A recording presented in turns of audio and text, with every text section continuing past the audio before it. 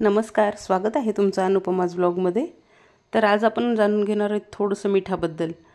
सगळ्यांना माहिती आहे मीठ आपल्याला अन्नाला चवच येणार नाही मिठाशिवाय, तशी जीवनात सुद्धा मिठाशिवाय चव नाही। म्हणूनच या मिठाचे काही उपाय आपल्याला करायचे जे आपल्याला आपल्या जीवनातील सकारात्मकता वाढवतील, नकारात्मक ऊर्जा आपल्या घरातील आपल्या मनातील सगळी काढून टाकतील। तर हे काही उपाय आहेत जे 100% प्रभावी असे उपाय आहेत, ते आपल्याला आपल्या घरात करायचे। हे जर उपाय आपण केले तर सगळं चांगलंच होईल, पण त्यासोबत आपली श्रद्धा पण पाहिजे। तर हे उपाय करताना आपल्याला काय करायचे, आपल्याला कधी कधी असं वाटतं की आपलं काहीच चांगलं होत नाही। आपल्या घरात असं जाणवतं की आपल्याला एक समस्या गेली की दुसरी समस्या येते, आणि एक कमी झाली की दुसरी कुठेतरी उभी राहते, अडचण तरी उभी राहते, समस्या तरी उभी राहते।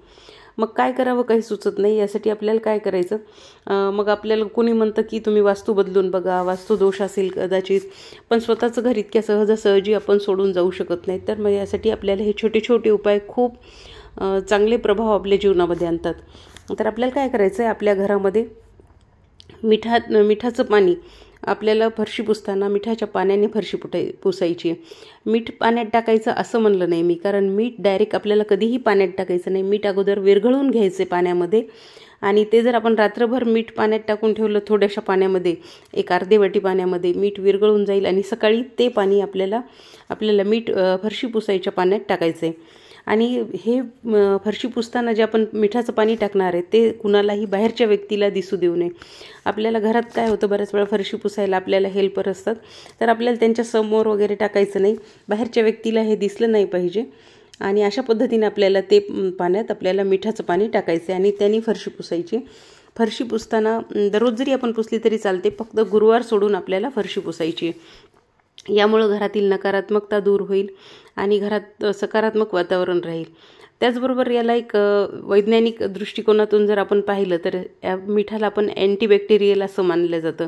यामुळे घरातील माशा, डास, बारीक जे कीटक असतात ते सुद्धा कमी होतील। म्हणून महत्त्वाचं आहे की आपण फरशी पुसताना मीठ पाण्यात टाकायचे। आणि दुसरी गोष्ट, आपल्याला मीठ काय करायचे, कधीही काचेच्या किंवा चिनी मातीच्या बरणीत भरून ठेवायचे, प्लास्टिकच्या किंवा स्टीलच्या बरणीत किंवा आपल्याला डब्यात मीठ भरून ठेवायचं नाही।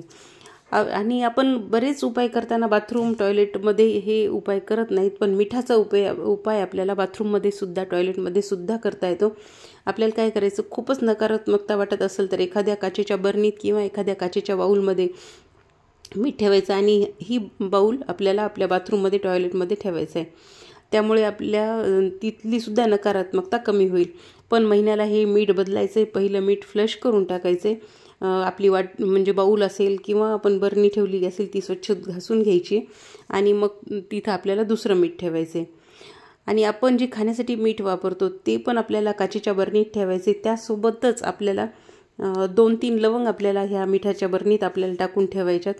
मिठाची तर ऊर्जा आहेच खूप, पण त्याचबरोबर जर आपण त्यात लवंग टाकली तर मिठाची ऊर्जा अजून वाढते। त्यामुळे आपल्याला मिठामध्ये 2-3 लवंग टाकून ठेवायच्यात। मुलांची नजर लागली असेल, मुलांना नजर लागली असेल किंवा चिडचिड करत असतील तर आपण मुलांवरून 7 वेळा जर हे मीठ उतरवलं आणि हे मीठ नंतर बेसिनमध्ये फ्लश करायचे, मुलांची सुद्धा चिडचिड कमी होईल, त्यांचं रडणं कमी होईल, जेवत नसतील तर ते सुद्धा जेवायला सुरुवात होईल। दुसरी गोष्ट, मीठ आपण पहिल्यापासून आपल्याला सांगितलेलं आहे आपल्याला आजी आजोबांनी आपल्या, की मीठ कधीही कोणाच्या डायरेक्ट हातात द्यायचं नाही आपल्याला, किंवा हातावरून दुसऱ्याच्या हातावर टाकायचं नाही। मिठाची वाटीसुद्धा देताना आपल्याला एकमेकांच्या हातात द्यायची नाही, तर ती वाटी खाली ठेवायची आणि नंतर दुसऱ्याला उचलू द्यायची आहे। एखाद्या वेळेस आपल्याला जेवताना ताटात मीठ वाढलेलं असतं आणि ते मीठ तसंच राहतं, कशाला आपण घेतलेलंच नसतं, तर ते मीठ आपल्याला डायरेक्ट तसंच ताट घासायला टाकायचं नाही। अगोदर त्यात थोडंसं पाणी टाकायचं आणि ते मीठ विरघळू द्यायचे, नंतर मग ते ताट आपल्याला घासायला टाकायचं। तर यामुळे काय होईल की मिठाची ऊर्जा कायम राहते। एखादी व्यक्ती खूप आजारी असेल बरेच दिवसापासून, तर आपल्याला काय करायचं की काळ्या मिठाचे खडे घ्यायचेत आणि ते एका काचेच्या बरणीत ठेवायचेत, आणि ही बरणी त्या आजारी व्यक्तीच्या बेडजवळ आपल्याला ठेवायची। दर 8 दिवसाला 7 दिवसाला ही बरणी म्हणजे बरणीतलं मीठ आपल्याला बदलायचं आहे। ते मीठ आपल्याला बेसिनमध्ये फ्लश करायचं आहे आणि दुसरं मीठ तिथं आजारी व्यक्तीच्या बेडजवळ ठेवायचे। खूप फरक जाणवेल, आणि म्हणजे हा फरक आपल्याला इतक्या लवकर दिसेल की आपण परत परत हा उपाय करू। त्यानंतर एखाद्या दिवस आपल्याला खूप सारखं बेचैन वाटत असतं आणि धडधड होतं, काहीतरी निगेटिव्ह विचार सारखे सारखे मनात येतात. तर मग हे जर आपल्याला कमी करायचं असेल तर आपण अंघोळीच्या पाण्यात मीठ टाकून अंघोळ करायची. डोक्यावरून ज्या दिवशी अंघोळ करणार आहे त्या दिवशी मीठ नाही टाकायचं पाण्यात, कारण मिठामुळे केसांवर त्याचा दुष्परिणाम होतो. तर आपल्याला अंघोळीच्या पाण्यात मीठ टाकायचं आहे, थोडंसं टाकायचं आहे. हे छोटे छोटे उपाय आपण करायचे आहेत.